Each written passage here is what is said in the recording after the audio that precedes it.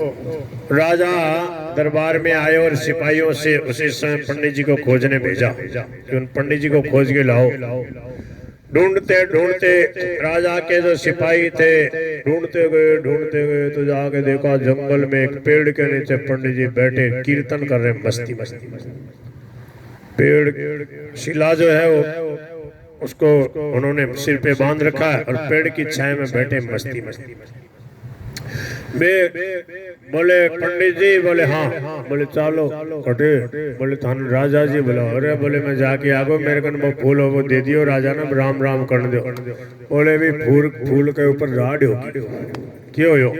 बोले छोटी रानी रूस की, बोले मन्ने भी एक फूल ला के दो। अब थाने चालनो पड़सी, ये बताओ कहाँ से कैसे फूल ले? अरे बोले एक ही फूल मिले फिर कह दीजिए राजा ने, बोले दूसरों को नहीं। बोले महाराज ये चलो वो माने कौन राजा, चलो ये बताओ जाके खुद ही बताओ, तो हमें कहेगा लाए के नहीं। अरे बोले भाया थे चले जाओ, बोले नहीं थे चालो थान चालो। अब पकड़ लियो पुलिस वाला, बोले चालनो पड़सी, पंडित जी कृपा करो एक बार चालो। चलो भाई, तो वापस आए राजा के पास। राजा ने कहा महाराज वैसा एक फूल और दे दो। बोले रे भाया फूल में क्या रखियो, राम राम करो ना, एक फूल और दे दियो। फूल पे कोई लड़ाई करते हैं, टाबरों को खेल है।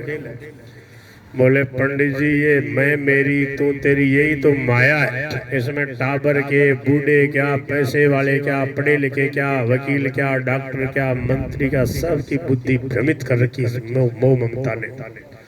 महाराज एक फूल के लिए तेरी मेरी हो गई, बताओ। बोले वैसा ही एक फूल और चाहिए पंडित जी, आपके क्या लगता है एक और ले आओ ना। पंडित जी बोले राजन मेरे पास तो वो एक ही फूल था, पर देखिए चेष्टा करता हूँ। ब्राह्मण उन लड़कों की खोज में निकल पड़े। बोले वो लड़के आए थे उसमें एक ने तो बंसरी दी और एक ने फूल दिया था। अब उन्हें याद आई रे, बोले उस लड़के ने सामने सुनने लड़के ने मुरली दी थी और कहा था कि जब जरूरत पड़े ये बंसी बजा देना हम तुरंत आ जाएंगे। बोले हाँ ये तो बढ़िया मुरली तो मेरे पास है।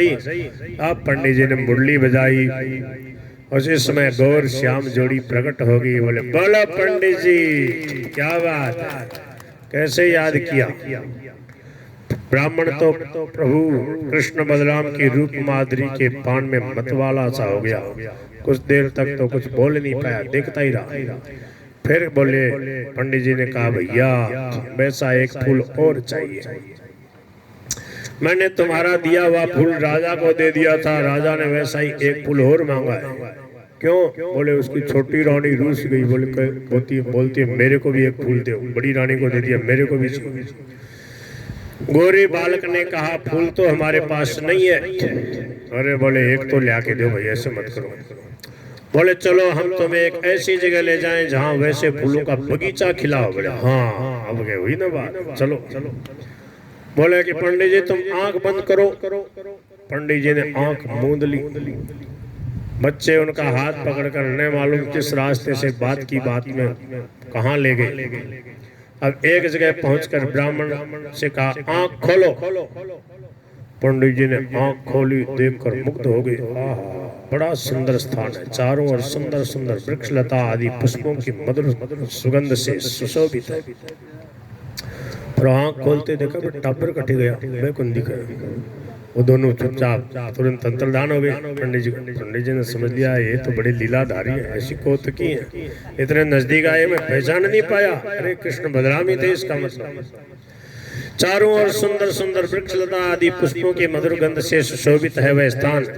बगीचे के बीच में एक बड़ा मनोरम महल है, बड़ा सुंदर महल है। ब्राह्मण ने देखा कि वो बालक कहाँ गए, बालक गायब। वे साहस करके आगे बढ़े। पंडित जी महल के अंदर जाकर देखते हैं सब और सुसज्जित बड़ा सुरम्य स्थान है। बीच में एक दिव्य रत्नों का सिंहासन है, पर सिंहासन खाली पड़ा है।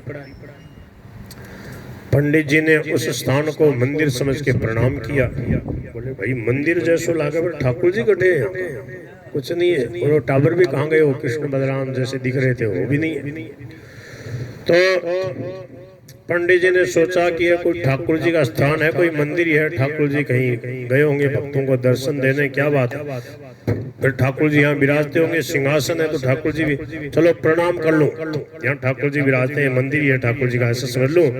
ऐसा समझ के वो जो खाली सिंहासन पड़ा था उसी को यहाँ ठाकुर जी विराजते हैं, तो प्रणाम किया, नीचे झुककर प्रणाम किया, तो वो जो शिला थी ना वो फर्श पे गिर पड़ी। जो ही पंडित जी ने उसे उठाने को हाथ बढ़ाया कि शिला फट गई, शालिग्राम भगवान दो टुकड़े हो गए। और क्या हुआ, बोले वो दो टुकड़े जो थे ना शिला शालिग्राम भगवान, वो राधा कृष्ण के रूप में प्रकट हो गए। बोलो श्री राधा कृष्ण भगवान की। श्याम सुंदर मुरली बजाते हुए और राधा रानी उनके गलबैया दिए, ऐसे प्रभु और राधा कृष्ण भगवान के दर्शन हो गए और भगवान उस सिंहासन पे विराजमान हो गए। प्रभु ने मुस्कुराते हुए पंडित जी से कहा, हमने तुमको कितने दुख दिए पर तुम अटल रहे, तुम्हारी भक्ति अटल रही, तुम दुख पाने पर भी तुमने हमें नहीं छोड़ा, पकड़े ही रहे। इसी से तुम्हें हम सशरीर अपने दिव्य धाम लेने के लिए आए हैं। तुम्हारे जैसे भक्त के लिए हमारा दिव्य धाम खुला है, अब तुम्हारा यहाँ कोई काम नहीं, तुम्हारा काम नहीं। जो भक्त स्त्री पुत्र घर गुरुजन प्राण धन ये लोक और परलोक सब की मोह ममता आसक्ति छोड़कर हमारी शरण में आ गए हैं, उन्हें हम कैसे छोड़ सकते हैं। देखो देखो ये देखो, इधर ये खड़ी है तुम्हारी सहधर्मिणी मेरे दिव्य धाम में, ये देखो तुम्हारा सुंदर बालक मेरे दिव्य धाम में, ये देखो तुम्हारी कन्या, ये भी मुझे प्रणाम कर रहे हैं। अब पंडित जी ने देखा जो लड़का मर गया था, लड़की मर गई थी, मेरी स्त्री मर गई, सब दिव्य रूप में भगवान की दिव्य लीला में सम्मिलित हैं। बोले सदा मेरे साथ रहेंगे, मेरे पास रहेंगे। कब तक? बोले जब तक मैं हूं, मैं कभी मरता नहीं, सदा।